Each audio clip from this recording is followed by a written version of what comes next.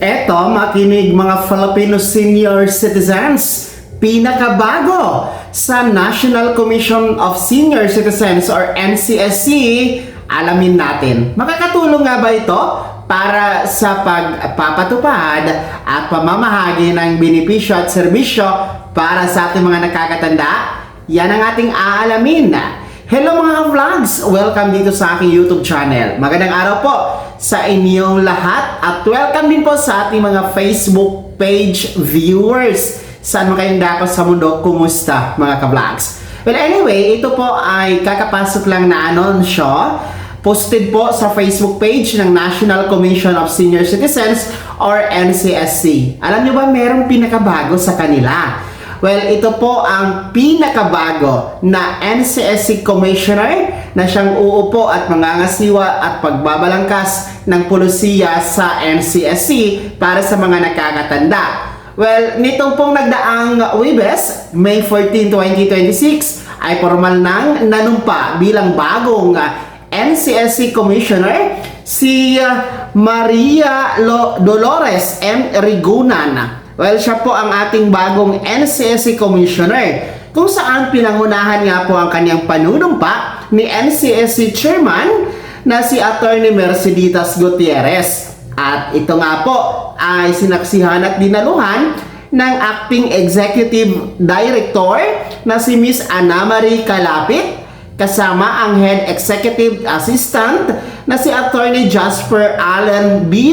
Barrientos at ang HRDD or Human Resource Development Department Chief Reyna Lee R. Federal.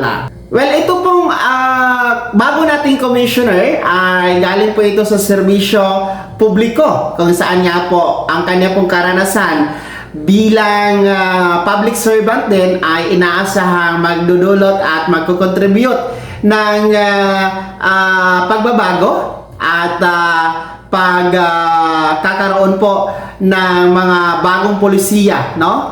At sistema diyan sa NCSC, no? Tungkol po sa mga serbisyo at benepisyo para sa mga nakakatanda.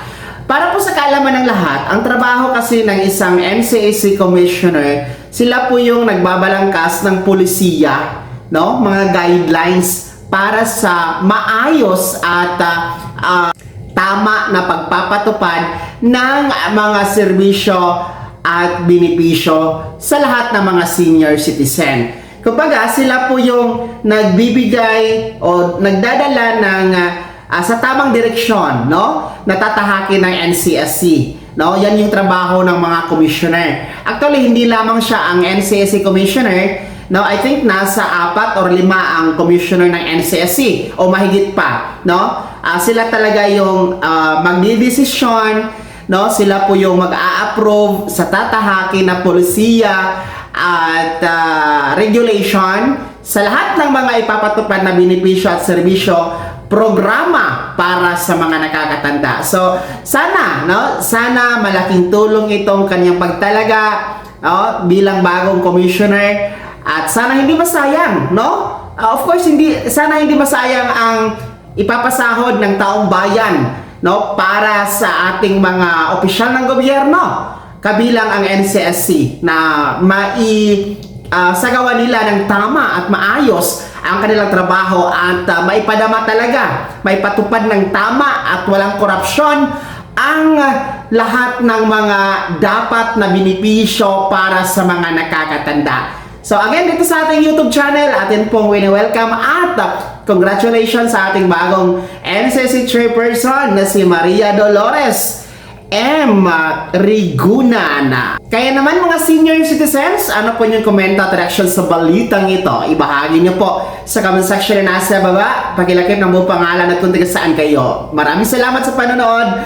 God bless. Mag-ingat mga ka-vlogs.